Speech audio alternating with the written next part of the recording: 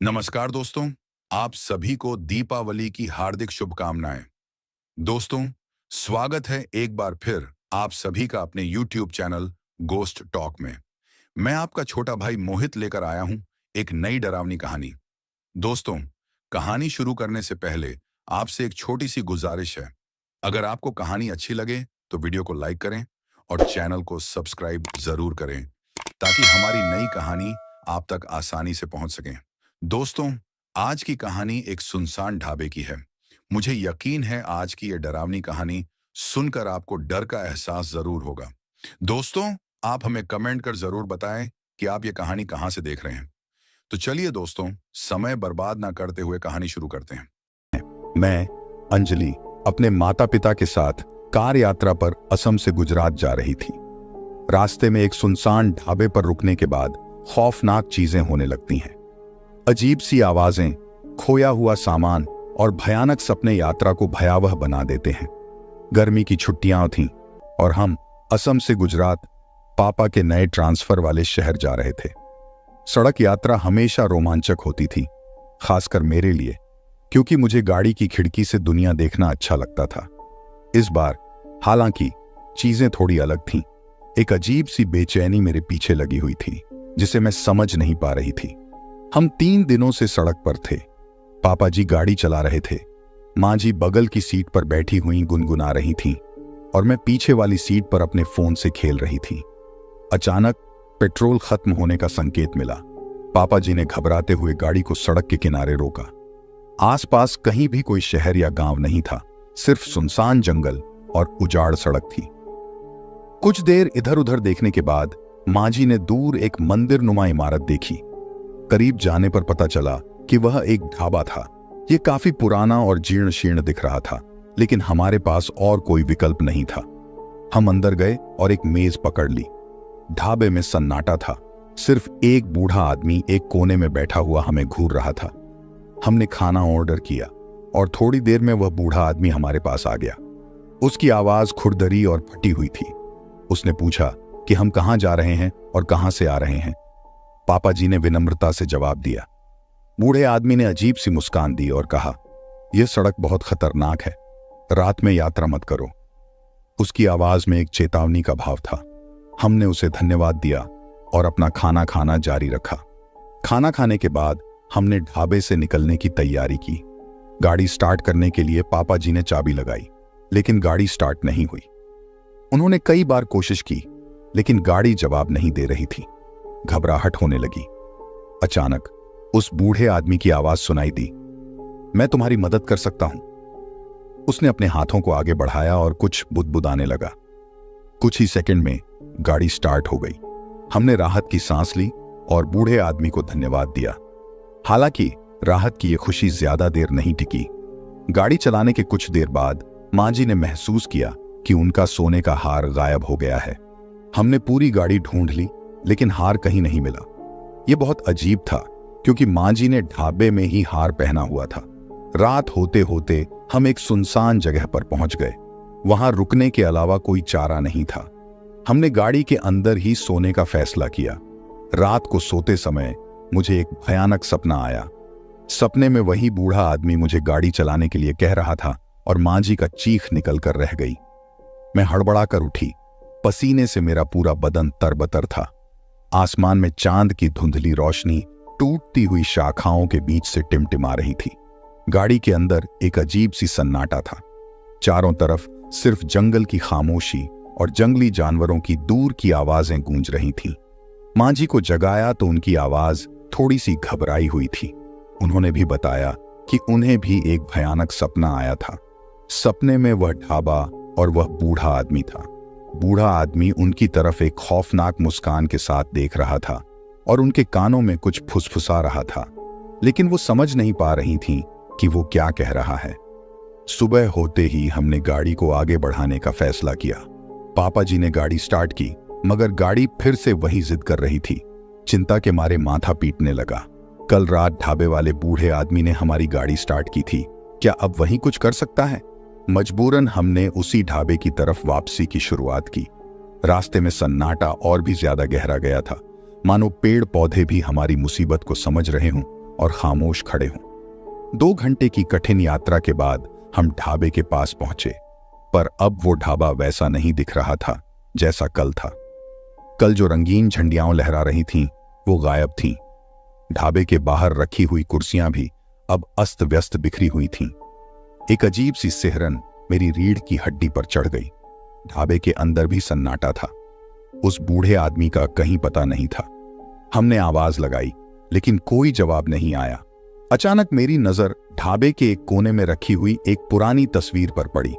तस्वीर करीब से देखने के लिए मैं आगे बढ़ी।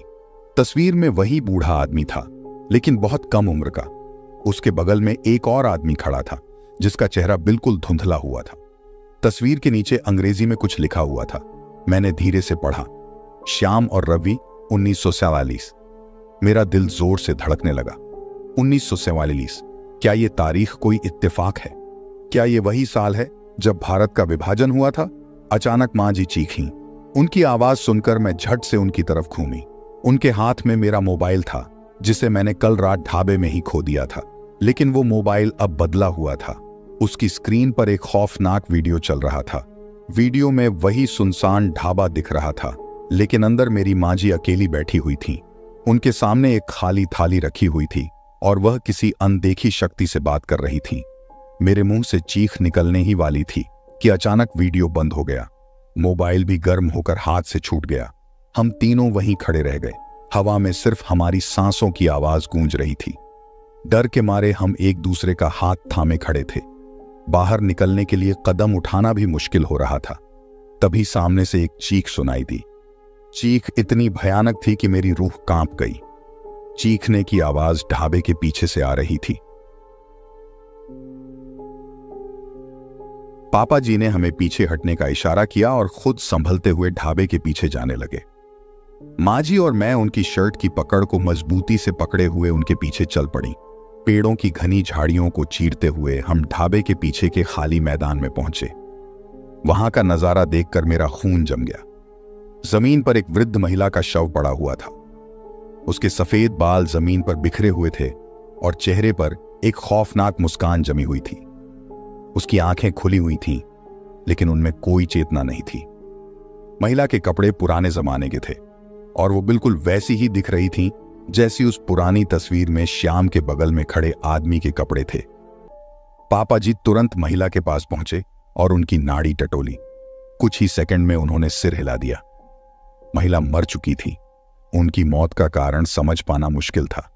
शरीर पर कोई चोट नहीं थी, ना ही कोई जहर खाने के कोई निशान थे। हम तीनों वहीं खड़े होकर उस खौफनाक दृश्य को देखते रहे। अचानक माँ जी चीख पड़ी, ये वो महिला है जिसने कल रात हमें ढाबे में खाना परोसा था।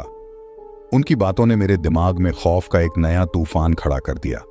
अगर यह महिला वही थी, तो फिर कल रात ढाबे में हमारी सेवा कौन कर रहा था? और वो पुरानी तस्वीर में धुंधला हुआ चेहरा, क्या उसका कोई कनेक्शन इस महिला से था?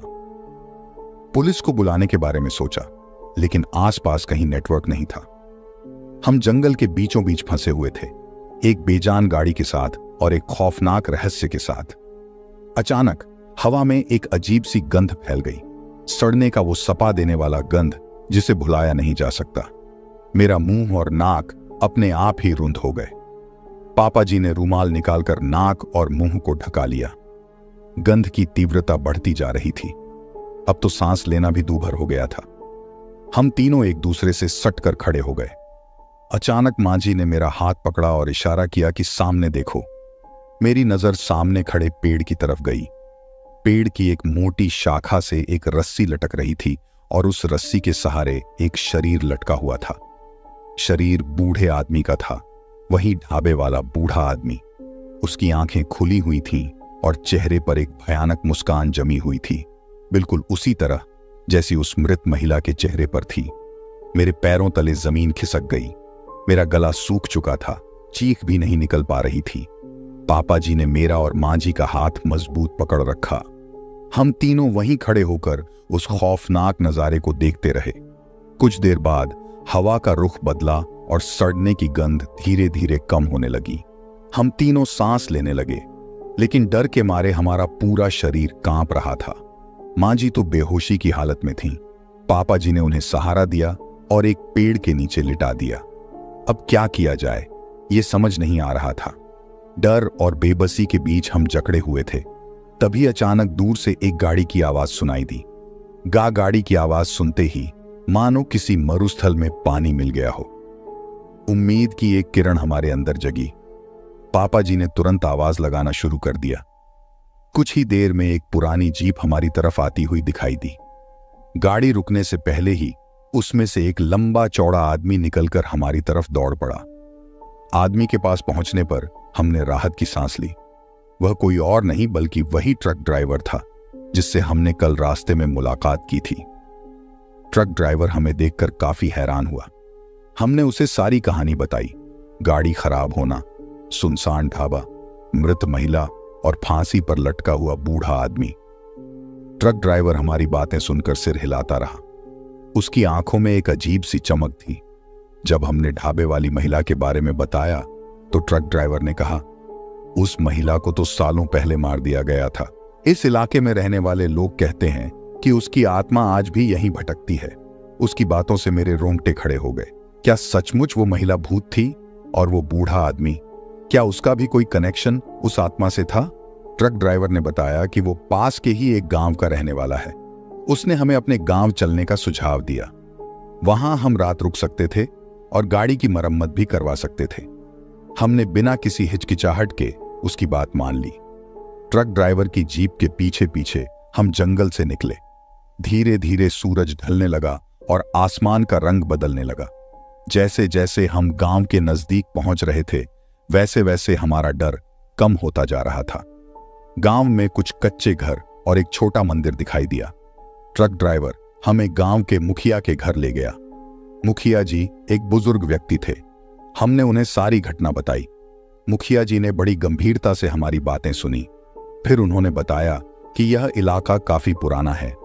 यहां कभी एक छोटा सा राज्य हुआ करता था। 1947 में हुए विभाजन के दौरान यहां बहुत खून खराबा हुआ था। उन्होंने बताया कि जिस ढाबे पर हम रुके थे वो दरअसल पहले एक छोटा सा मंदिर हुआ करता था। विभाजन के दौरान इस मंदिर में रहने वाले पुजारी और उनकी पत्नी को मार दिया गया था। तभी से उनकी आत्माएं यहीं भटकती हैं। और वो बूढ़ा आदमी, मुख्य जी की बातें अधूरी रह गईं। तभी सामने से एक महिला दौड़ती हुई आई। वह ट्रक ड्राइवर की बहन थी। उसने घबराते हुए बताया कि गांव में अचानक से एक अजीब सी बीमारी फैल गई है। कई लोग बीमार पड़ गए हैं। मुख्य जी ने हमें बताया कि शायद ये बीमारी उसी आत्मा का प्रकोप है। उन्होंने कहा कि गांव में एक तांत्रिक रहता है, वो शायद हमारी मदद कर सके। हमारे पास और कोई रास्ता नहीं था। हमने मुखिया जी से तांत्रिक के बारे में पूछा। उन्होंने बताया कि तांत्रिक गांव के बाहर जंगल में रहता है। रात के अंधेरे में उससे मिलना संभव नहीं है। हमें सुबह ही उसके पास जाना होगा। रात गांव के मुखिया के घर ही गुजारी। गांव में फैली बीमारी के बारे में सुनकर मेरा मन और भी बेचैन हो गया। क्या वो बीमारी हम तक भी तो नहीं पहुंचेगी? रात भर नींद नहीं आई। हर आहट पर मेरा दिल जोर से था। सुबह होते ही गांव के मुखिया के घर से निकलकर हम ट्रक ड्राइवर की जीप में बैठ गए।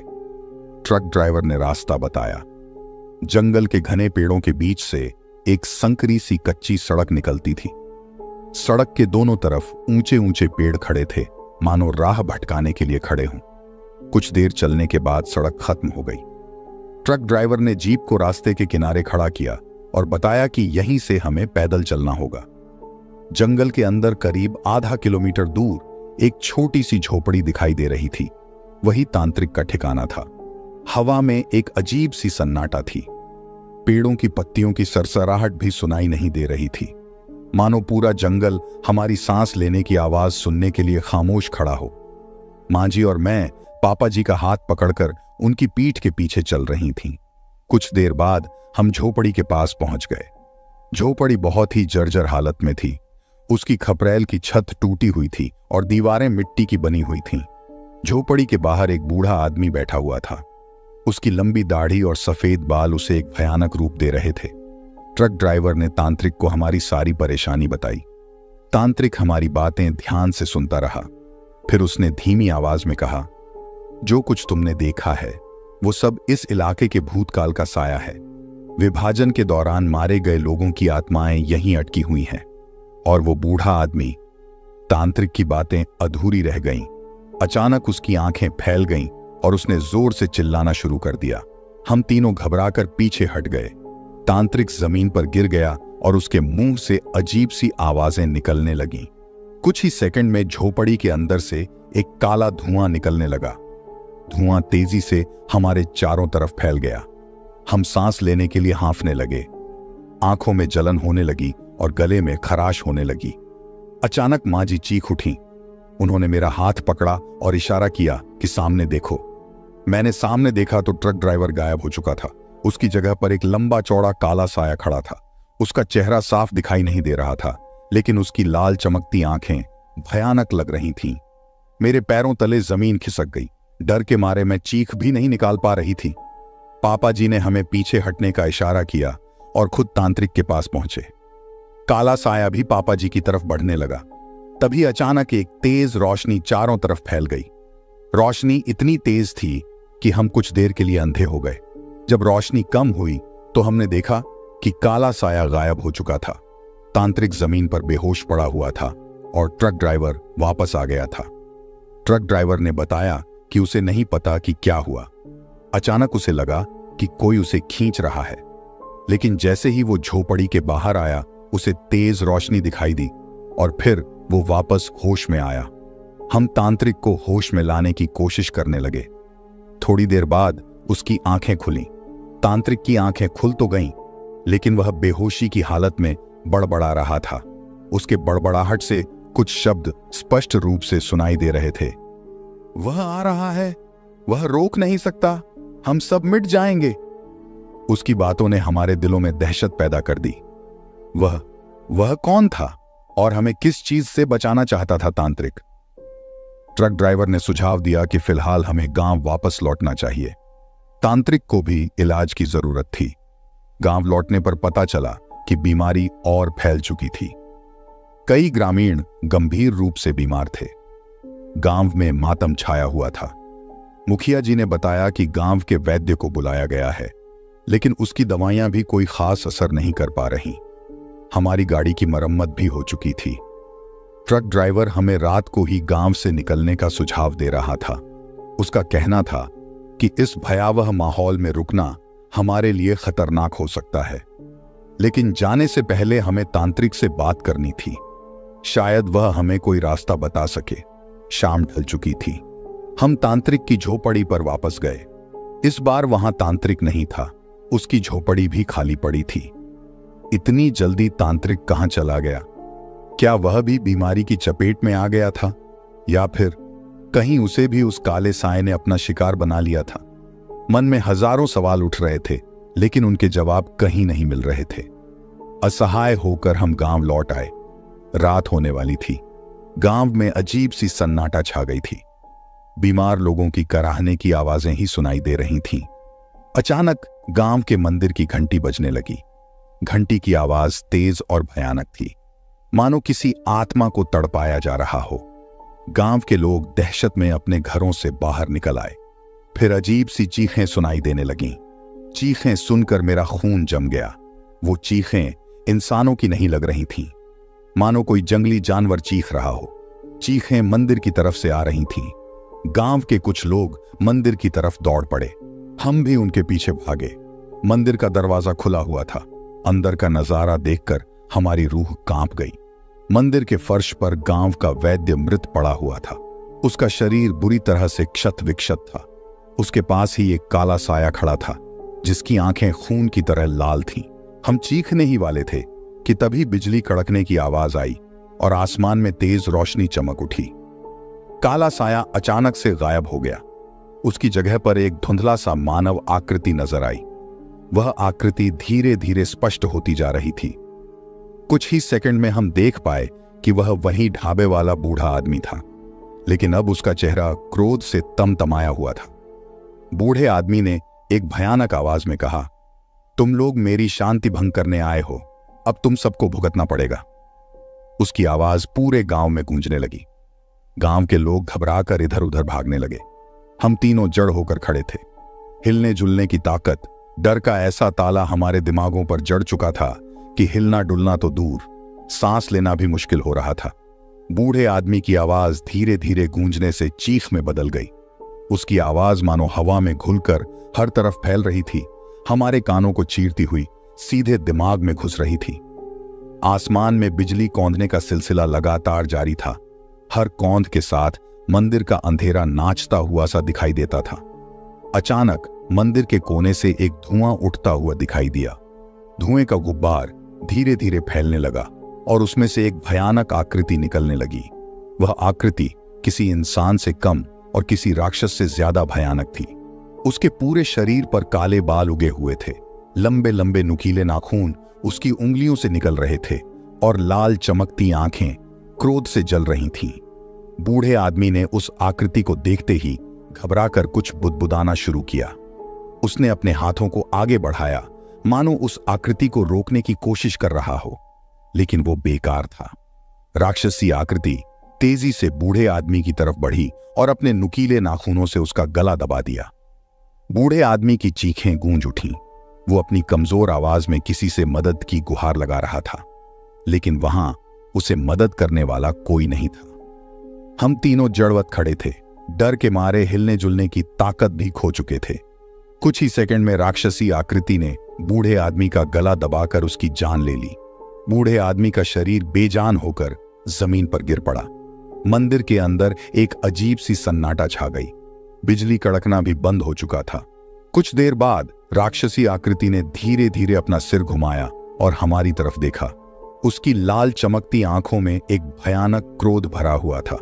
वो सीधे हमारी तरफ लपका।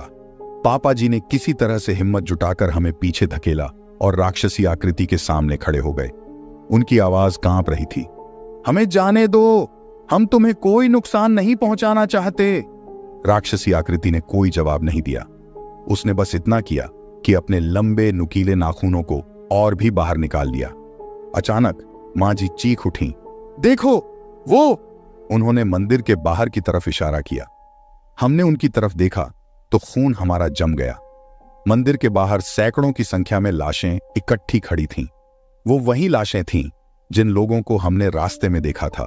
मारे गए ट्रक ड्राइवर, सुनसान ढाबे वाली महिला, फांसी पर लटका बूढ़ा आदमी और गांव के वो लोग जिनकी मौत अभी अभी हुई थी। सभी लाशें एक सी खड़ी थीं। उनकी आंखें खुली हुई थीं, लेकिन उनके चेहरों पर कोई भाव नहीं था। वो लाशें मानो किसी की कठपुतली बनकर खड़ी थीं। फिर वो सब एक साथ हिलने लगी। वो धीरे धीरे मंदिर की तरफ बढ़ने लगी। उनकी चाल इतनी धीमी थी, लेकिन उनकी भारी संख्या देखकर ही रूह कांप जाती थी। पापा जी राक्षसी आकृति और लाशों के बीच में फंसे हुए थे। अब हम तीनों जड़वत खड़े थे, मंदिर के अंधेरे कोने में छिपे हुए। पापा जी की सांसें तेज चल रही थीं। मां जी दबी आवाज में रो रही थीं। बाहर का मंजर भयानक था। राक्षसी आकृति पापा जी के सामने खड़ी थी। उसके लाल चमकते नजरों में बेरहमी झलक रही थी। पर अब वह अकेला नहीं था। मंदिर के बाहर लाशों का रेगिस्तान खड़ा था, धीरे धीरे मंदिर की तरफ बढ़ रहा था। अचानक राक्षसी आकृति ने एक भयानक गर्जना की। उसकी आवाज से मंदिर की दीवारें हिल उठी। हम तीनों सहम गए। लगा जैसे अब हमारी मौत तय है। लेकिन तभी कुछ ऐसा हुआ जिसने हमारा दिमाग चकरा दिया। मंदिर के बाहर से एक तेज रोशनी चमकी। वो रोशनी इतनी तेज थी कि हम कुछ देर के लिए अंधे हो गए। जब हमारी आंखें खुलीं तो देखा कि मंदिर का दरवाजा खुला हुआ था और बाहर खड़ी लाशों का रेगिस्तान गायब हो चुका था। राक्षसी आकृति भी नहीं थी। पापा जी सबसे पहले बाहर निकले। हम भी उनके पीछे टटोलते हुए बाहर आए। बाहर का नजारा और भी डरावना था। आसमान साफ हो चुका था। चांद की रोशनी धरती पर बिखरी हुई थी, लेकिन गांव वीरान था। घरों के दरवाजे खुले पड़े थे, मानो लोग अचानक से गायब हो गए हों। पापा जी ने गांव का चक्कर लगाया। हर घर में यही हाल था। एक भी आदमी नहीं मिला। सिर्फ सन्नाटा था और एक अजीब सी गंध, सड्डन की गंध। हम मंदिर के पास वापस लौटे। वहां भी कोई नहीं था। मंदिर के फर्श पर अब भी वैद्य का शव पड़ा हुआ था। बूढ़े आदमी का तो नामो निशान भी नहीं था। अचानक मां जी चीख पड़ी, देखो! वो मंदिर की दीवार की तरफ इशारा कर रही थी। दीवार पर खून से कुछ शब्द लिखे हुए थे। वो शब्द इतने पुराने थे कि उनको पढ़ना मुश्किल था, लेकिन उनकी आखिरी लाइन साफ साफ पढ़ी जा सकती थी, वह अब तक आया नहीं है।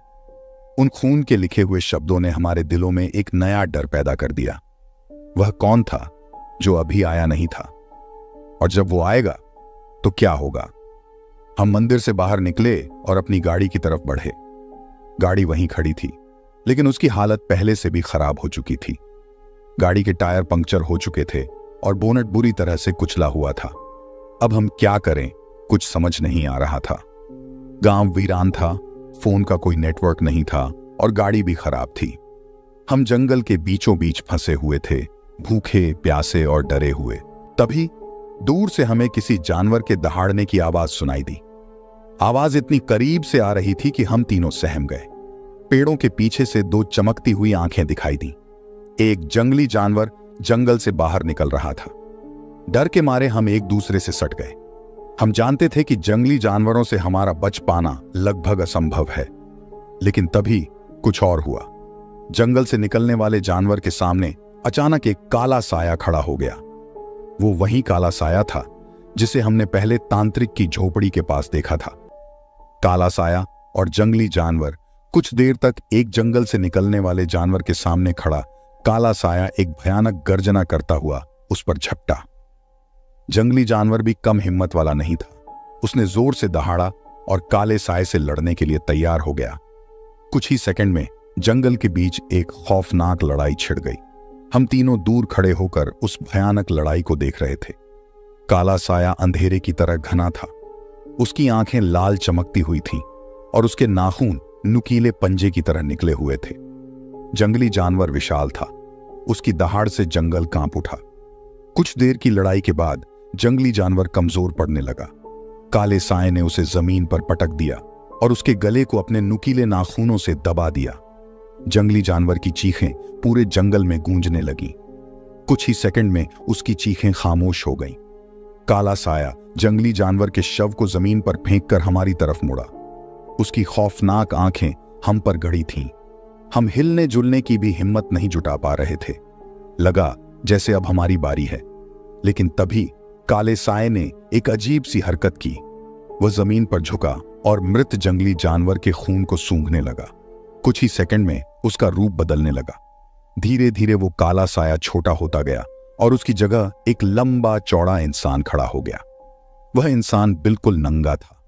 उसका शरीर मिट्टी से सना हुआ था और उसकी आंखें लाल थीं। वह जंगली जानवर के मांस को अपने नाखूनों से फाड़ने लगा और कच्चा ही खाना शुरू कर दिया। उस खौफनाक नजारे को देखकर मेरा जी मिचलाने लगा। मैं मुंह दबाकर एक पेड़ के पीछे छिप गई। पापा जी और माँ जी भी पेड़ के पीछे छिपकर उस खौफनाक मंजर को देख रहे थे। कुछ देर बाद वह जंगली इंसान मांस खाना बंद करके हमारी तरफ मुड़ा। उसकी नजरें सीधे हम पर थीं। उसके चेहरे पर एक भयानक मुस्कान थी।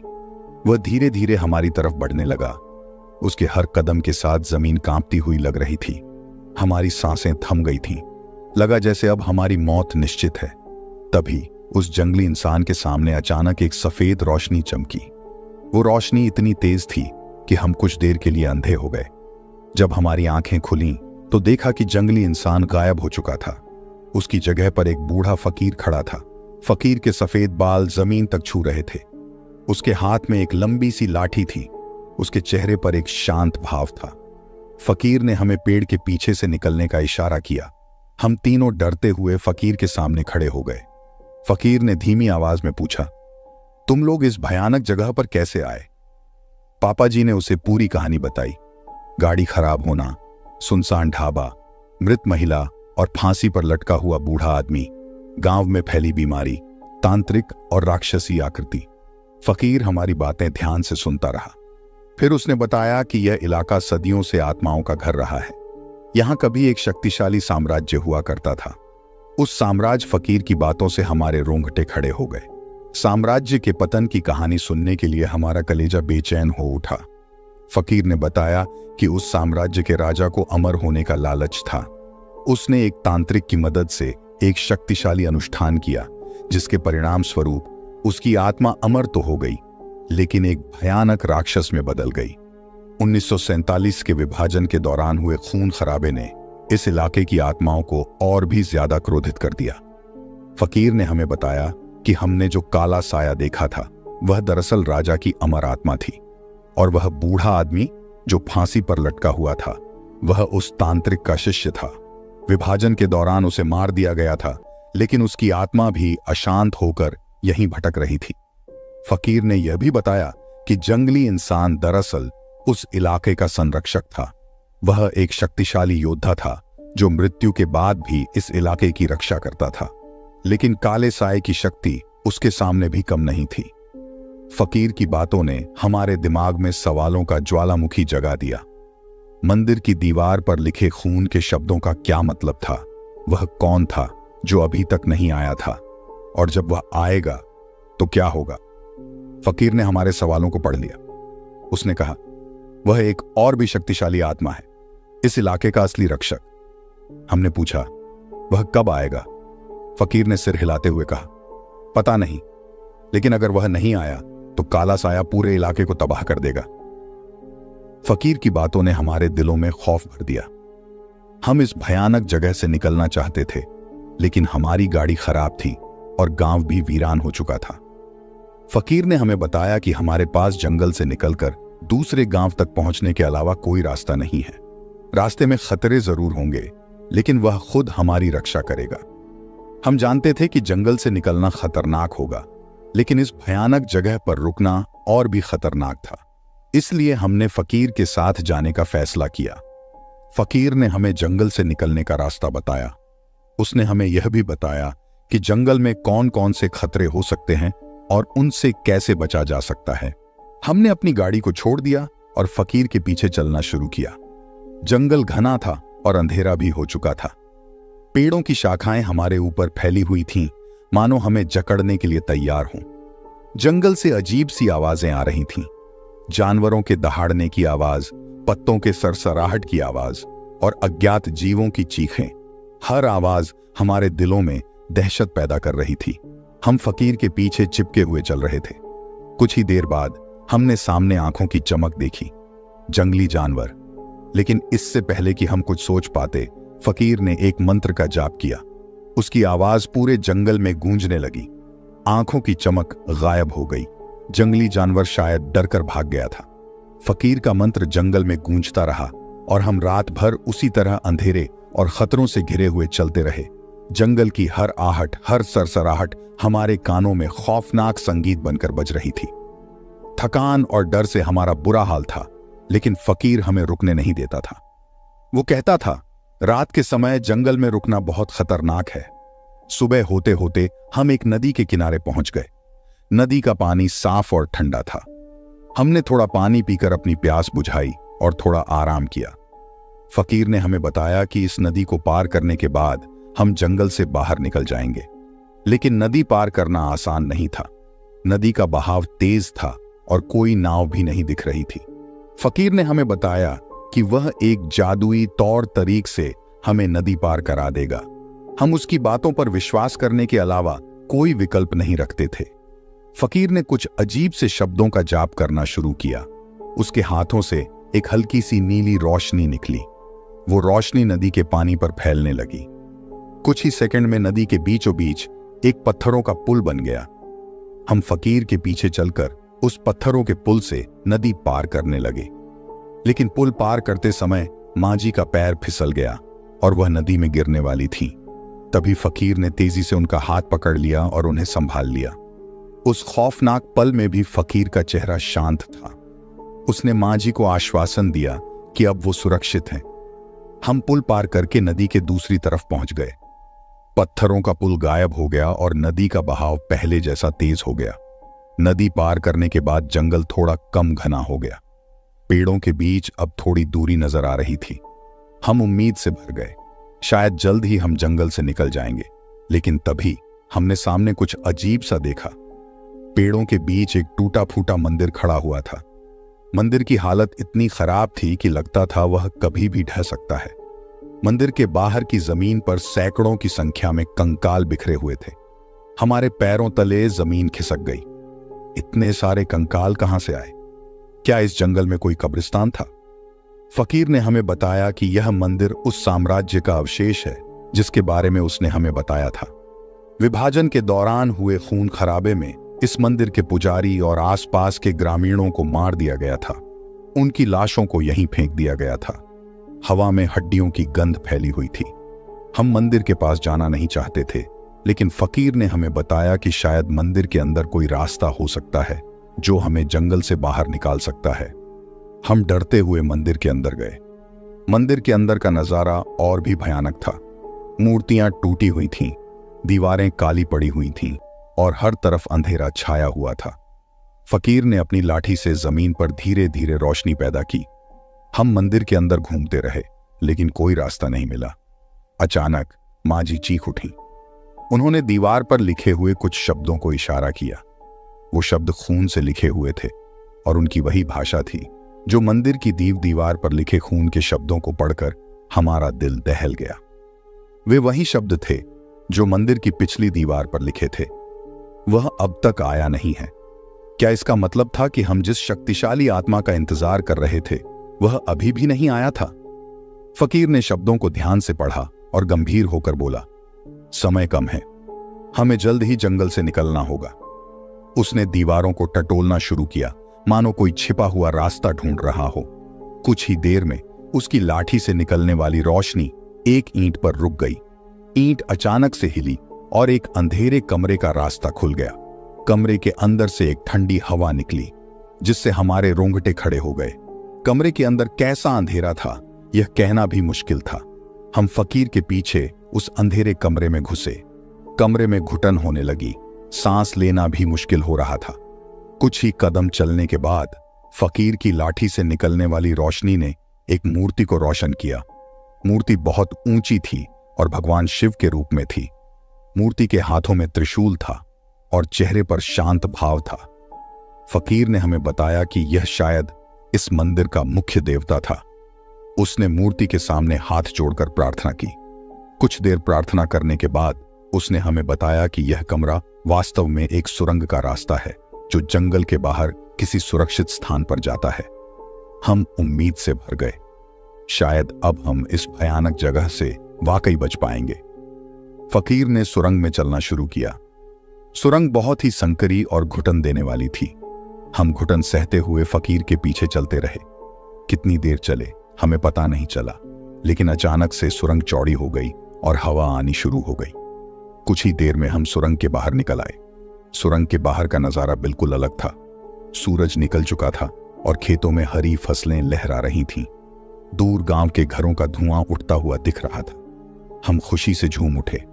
हम आखिरकार उस भयानक जंगल से निकल आए थे। फकीर ने हमें बताया कि हम अब एक सुरक्षित गांव में हैं। हमने उसे धन्यवाद दिया और गांव की तरफ चलने लगे। गांव के लोग हमें देखकर हैरान हो गए। हमने उन्हें पूरी कहानी सुनाई।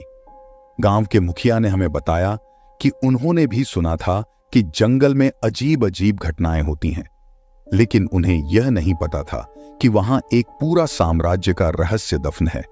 हम कुछ दिन उस गांव में रुके। गांव के लोगों ने हमारा बहुत ख्याल रखा। कुछ दिन बाद हमने वापस अपने शहर जाने का फैसला किया। गांव के मुखिया ने हमें एक गाड़ी दिलाई और रास्ते में किसी तरह की परेशानी न हो, इसके लिए उन्होंने अपने कुछ आदमियों को भी साथ भेजा। हम शहर वापस आ गए। हमारे साथ जो कुछ भी हुआ था वह एक बुरे सपने जैसा लग रहा था, लेकिन हम जानते थे कि वह सपना नहीं, हकीकत थी। हमने ऐसी चीजें देखी थीं जिन पर कभी यकीन नहीं करते थे। हालांकि हम डर से पूरी तरह से उबर नहीं पाए थे, लेकिन फिर भी हम राहत महसूस कर रहे थे।